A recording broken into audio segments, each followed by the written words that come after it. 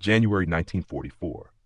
General Omar Bradley stood inside a cold Quonset hut south of Bristol, arms crossed, watching a group of British engineers unveil what might have been the most audacious military plan he'd ever heard. They wanted to build two entire harbors, each one the size of Dover's port, constructed from hundreds of massive concrete blocks, some as tall as five-story buildings. Then they were going to tow these harbors across the English Channel and sink them into place off the coast of Normandy. Bradley, a straightforward Missourian who'd commanded troops through the brutal campaigns in North Africa and Sicily, listened to the entire presentation without saying a word. When it finally ended, he turned to his aide and said exactly what every American officer in that room was thinking. The British have lost their minds. But here's what makes this moment so fascinating. Bradley didn't walk out. None of them did. Because by early 1944, American generals arriving in Britain were discovering something they hadn't anticipated. The British, after enduring 4 grinding years of war, had developed an approach to military operations that was equal parts genius and frustration. It was meticulous to the point of maddening, innovative beyond anything the Americans had imagined, and yet so cautious it made aggressive American commanders want to tear their hair out. This is the story of what happened when two completely different military cultures collided in preparation for the largest invasion in human history. The reactions weren't always pretty, the frustrations were real, but what emerged was something neither nation could have accomplished alone.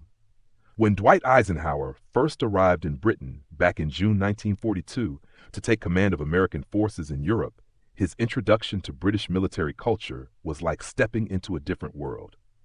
The British planning process seemed to involve endless meetings where nothing got decided, countless cups of tea that interrupted every discussion, and a level of detailed preparation that struck American officers as bordering on paralysis.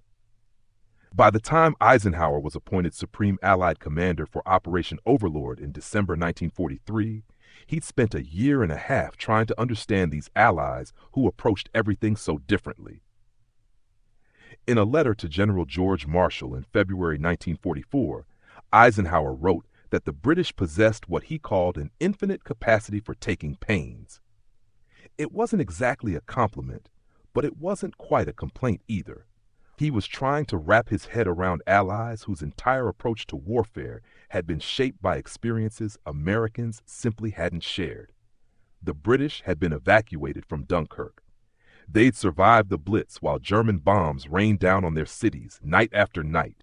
They'd been fighting in the scorching deserts of North Africa for 3 solid years before the first American soldier even arrived. Through all of that, they'd learned one brutal lesson over and over again.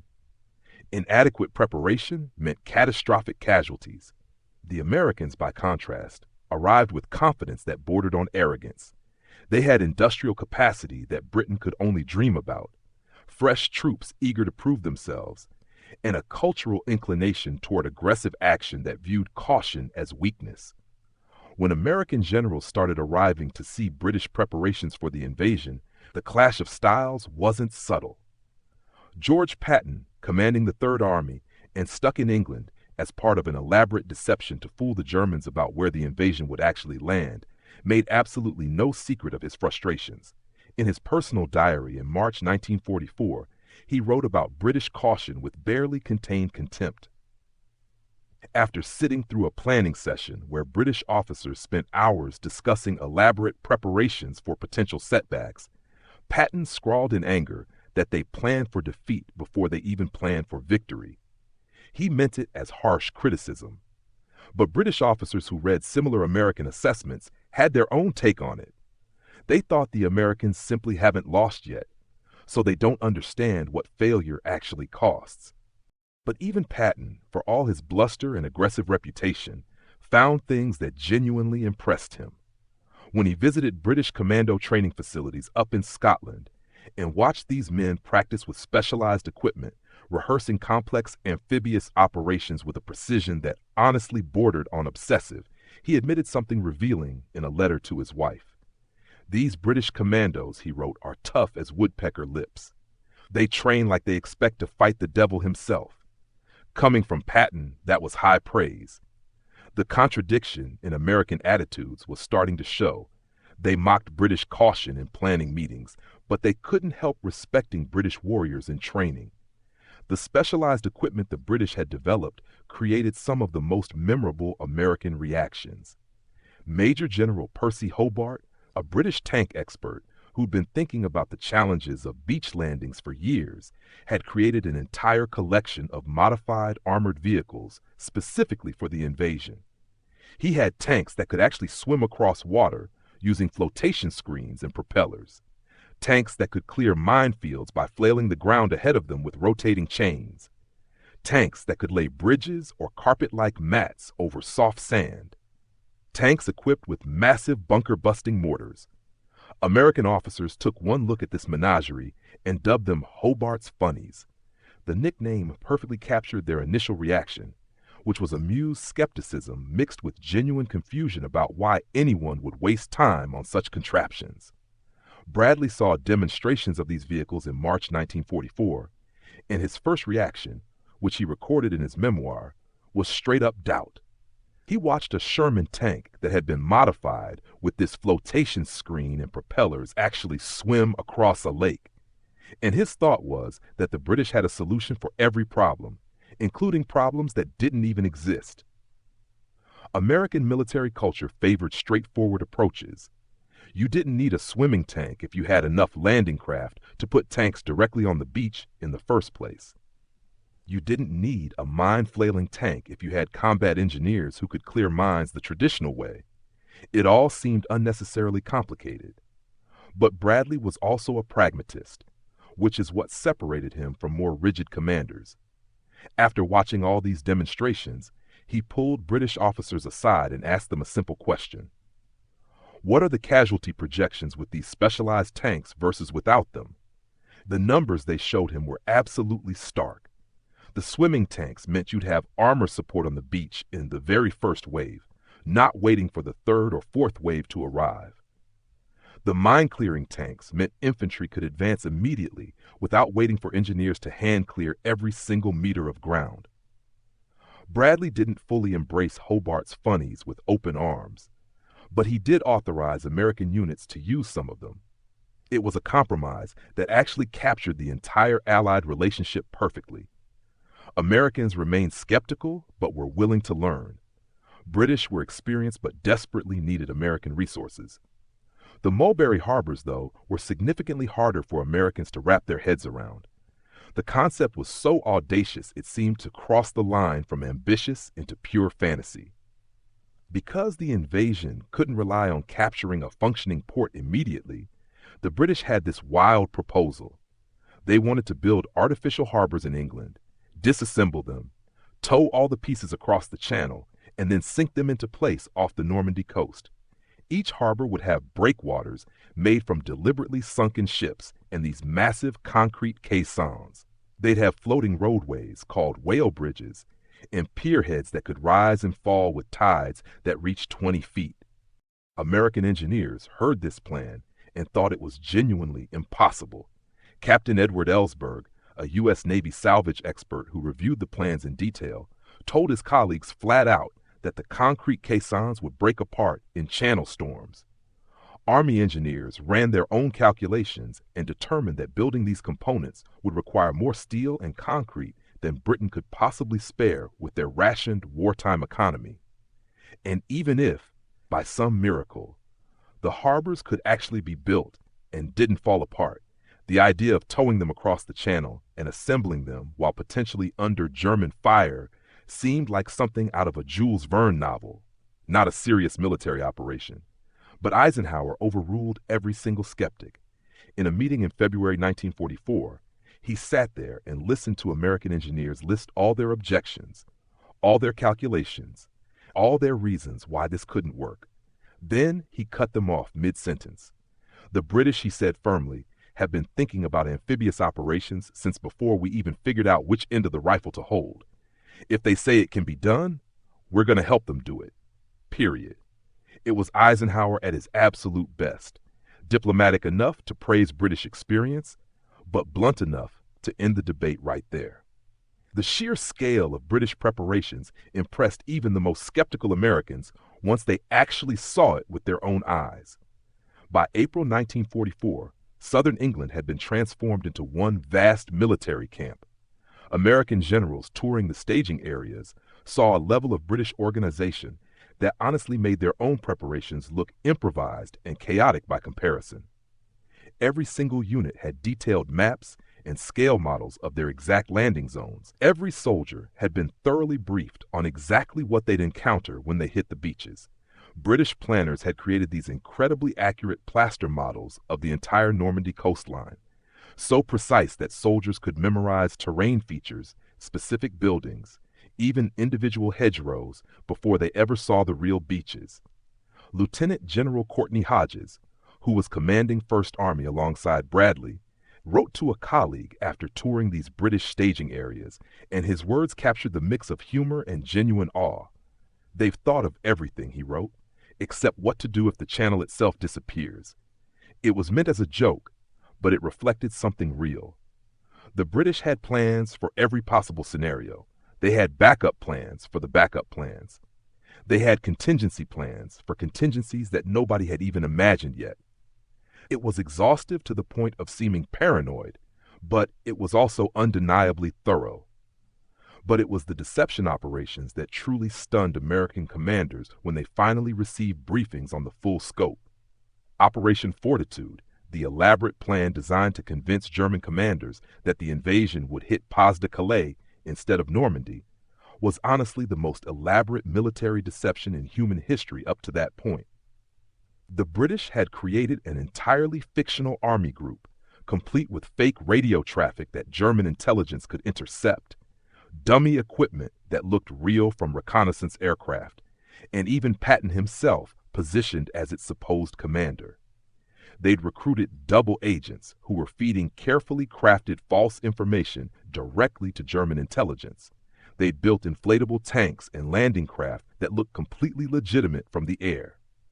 When Bradley received his full briefing on Operation Fortitude in March 1944, his reaction was documented by one of his aides. He apparently sat there in complete silence for several minutes after the briefing ended, just processing what he'd heard. Then he finally spoke. "Jesus Christ," he said quietly, "they've thought of absolutely everything." The British deception operations worked because they fundamentally understood something that Americans were still in the process of learning. Modern warfare wasn't just about fighting anymore. It was about information, about perception, about making your enemy see exactly what you wanted them to see instead of reality. General Walter Bedell Smith, who served as Eisenhower's chief of staff, probably had the most complex and nuanced relationship with British methods out of any American officer. Smith, known by his nickname Beetle, was responsible for coordinating all Allied operations on a daily basis, which meant he worked constantly with British staff officers. In his personal papers, you can feel his frustration practically radiating off the pages. British planning meetings could drag on for hours and hours, with endless discussion of details that seemed completely trivial to American officers. British paperwork had become absolutely legendary. Every single operation required written orders that seemed to grow longer and more detailed with each successive draft. But Smith also recognized what all that paperwork actually represented. In a memo he sent to Eisenhower in April 1944, he wrote something remarkably insightful.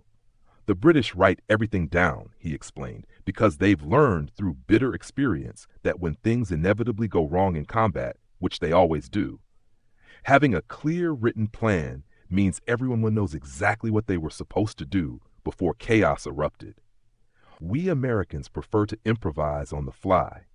They prefer to prepare for every eventuality. Neither approach is inherently wrong, but ours gets significantly more men killed in the first hour of combat, and theirs sometimes means we don't fight at all because we're still planning." It was perhaps the most insightful assessment any American officer made about the fundamental differences between the Allies. The rehearsals for D-Day revealed both the strengths and the serious weaknesses of British preparation philosophy. Exercise Tiger in late April 1944 was supposed to be a full-scale dress rehearsal for the Utah beach landing. American troops practiced amphibious landings on the English coast, while British naval forces provided support and protection. It went catastrophically, horrifically wrong. German E-boats managed to slip through the defensive screen and attack the convoy of landing ships, sinking 2 LSTs and killing over 700 American soldiers and sailors in a single night.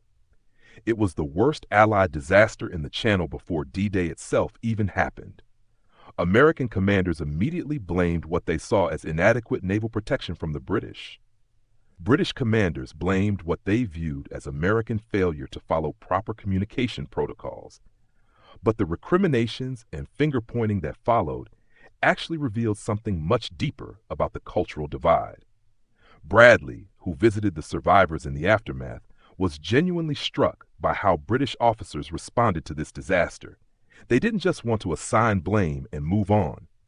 They immediately convened formal boards of inquiry. They meticulously documented every single failure. They revised procedures based on what went wrong. American officers wanted to identify who screwed up, fix the immediate problem, and keep moving forward. British officers wanted to understand exactly what went wrong in excruciating detail so it would never, ever happen again. In his memoir written after the war, Bradley reflected on Exercise Tiger with unusual introspection. "The British taught us something critically important that day," he wrote. "They showed us that rehearsals are actually supposed to reveal problems, not prove that you're ready. We wanted the rehearsal to succeed and validate our plans. They wanted it to teach us what could go wrong so we could prepare for it." Looking back, they were absolutely right. As D-Day approached closer and closer, American generals found themselves adopting more British methods than they'd ever expected when they first arrived.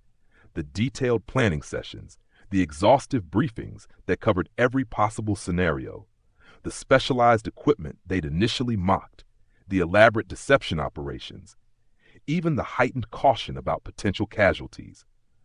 Eisenhower in particular evolved dramatically in his thinking.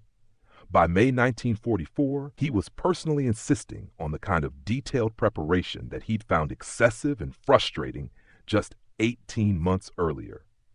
But the cultural differences never fully disappeared, even as the Allies learned to work together. On June 5, 1944, the day immediately before the invasion, Eisenhower personally visited both British and American units as they prepared to embark on the ships that would carry them across the Channel. The contrast was striking. British soldiers were quiet, intensely focused, methodically checking their equipment with almost ritualistic precision. American soldiers were noticeably louder, burning off nervous energy, cracking jokes to manage the mounting tension. Eisenhower noticed the stark difference and mentioned it to his naval aide, Captain Harry Butcher. "The British," he observed, "prepare like they're going to a funeral. We Americans prepare like we're heading to a football game. But both approaches get you ready to face death, I suppose." The ultimate test came on June 6, 1944. And here's what's fascinating. Every single thing the Americans had doubted, every piece of British preparation they'd viewed with skepticism, proved absolutely crucial. The Mulberry Harbors that American engineers had declared impossible were successfully towed across the Channel and assembled off the beaches. One was eventually destroyed by a massive storm weeks later, but the other one functioned perfectly until the port of Cherbourg could be captured, handling thousands of tons of supplies every single day. The swimming tanks that Americans had mocked as Hobart's Funnies provided critical armor support on British and Canadian beaches in the very first wave of the assault. The deception operations that had seemed almost too clever to work successfully convinced German commanders to hold entire divisions at Pas-de-Calais for weeks after the actual invasion had begun. And all that detailed planning, which had frustrated American officers with what they saw as excessive thoroughness, meant that when things inevitably went wrong on the beaches, as they always do in combat, commanders knew exactly what they were supposed to accomplish and could adapt intelligently from a position of understanding rather than complete confusion. Bradley's assessment, written several months after D-Day once the full picture became clear, captured the evolution of American thinking perfectly. We came to Britain thinking we were going to teach the British how to fight aggressively and take the war to the enemy, he wrote. Instead, they taught us how to prepare thoroughly for every eventuality. The invasion succeeded because we managed to combine American drive and aggressive spirit with British planning and preparation. Neither approach alone would have been remotely enough. But perhaps the most revealing reaction came from Patton himself. Despite all his public bluster about British excessive caution, despite his frustration with what he saw as their timidity, he wrote something genuinely revealing in his private diary on June 7th as he watched reports streaming in from Normandy. His Third Army was still sitting in England, held in reserve as part of the ongoing deception operation. He was absolutely furious at missing the initial assault. But he wrote this: "The British were right about one thing. You simply can't improvise an invasion of this scale. You can only prepare for it meticulously and then execute with precision. Montgomery's obsessive planning may drive me completely mad on a personal level, but it got more men off those beaches alive than my aggressive instincts ever would have." It was the closest Patton ever came in his entire military career to admitting that the British approach had genuine merit. American and British generals never fully agreed on the right way to wage war. American officers remained consistently more aggressive throughout the campaign, more willing to accept casualties in exchange for faster advances and maintaining momentum. British officers remained more cautious and methodical, more intensely focused on minimizing losses even if it meant slower progress. The fundamental tension between these two approaches never disappeared, not even after years of fighting together. But by the time D-Day actually happened, American generals had learned to see British preparations not as excessive caution born from timidity, but as hard-won wisdom earned through years of painful experience. The British had been fighting since 1939. They'd made mistakes that Americans hadn't experienced yet. They'd learned lessons written in blood. Their preparations, which seemed borderline obsessive to fresh American eyes arriving from across the Atlantic, were actually the product of 4 solid years of learning what actually worked in combat and what got men unnecessarily killed. Eisenhower, in a letter to Marshall written a few weeks after D-Day, summarized the lesson with characteristic clarity. "The British taught us something fundamental," he wrote. "Preparation isn't the opposite of aggression.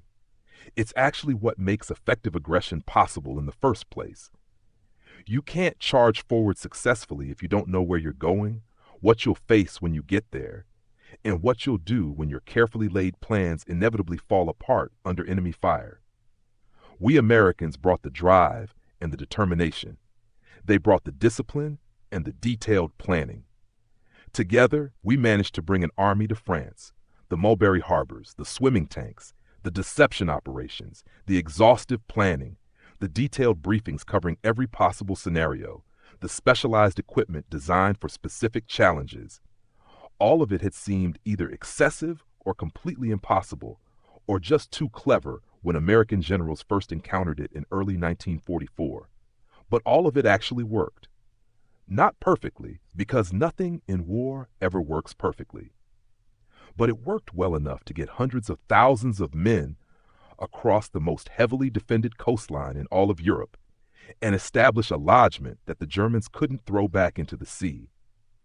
The American generals who'd arrived in Britain feeling skeptical of British methods, confident in their own American approaches, left with genuine respect for an ally who'd learned through years of bitter experience how to prepare for the absolute chaos of modern combat. They didn't adopt every single British method wholesale.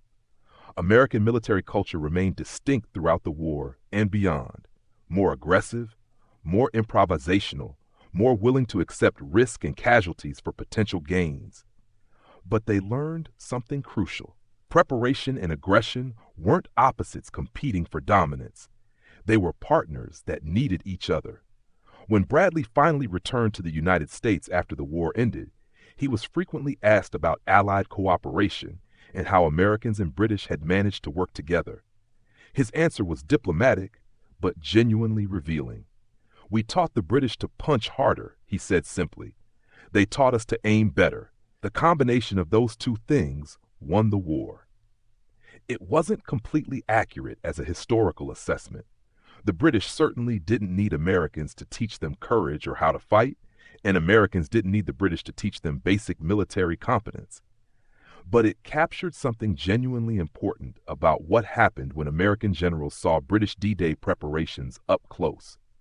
They saw an ally who'd learned to wage modern war through painful and costly experience, who developed methods that seemed strange or excessive, but were actually grounded in hard lessons learned the worst possible way, who prepared obsessively because they knew from bitter experience the catastrophic cost of improvisation, who built artificial harbors because they fundamentally understood that logistics ultimately win wars, who created swimming tanks because they'd learned that armor support in the very first wave could save countless infantry lives, who planned elaborate deceptions because they knew that information and perception could be as deadly as bullets. American generals arrived in Britain confident in their own methods, certain of their own approaches. They left with respect for an ally whose methods were radically different but equally valid and effective. And that respect, that hard-earned willingness to learn from each other despite fundamental cultural differences and inevitable personal friction, was honestly as important to D-Day's ultimate success as any harbor, any specialized tank, or any battle plan.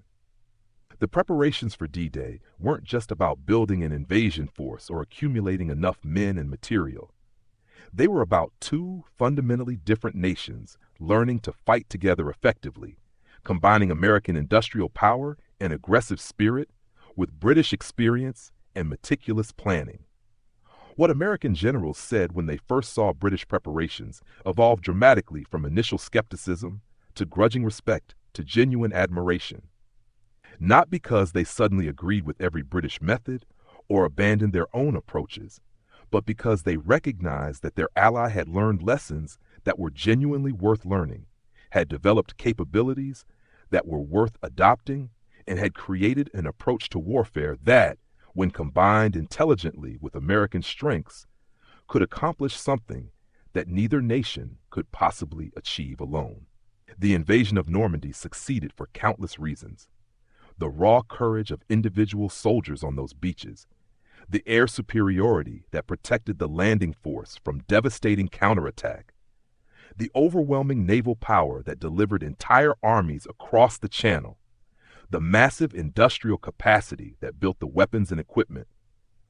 But it also succeeded because American and British generals learned to genuinely respect each other's approaches, to combine vastly different military cultures into something resembling a unified command, and to recognize that there were multiple legitimate paths to victory.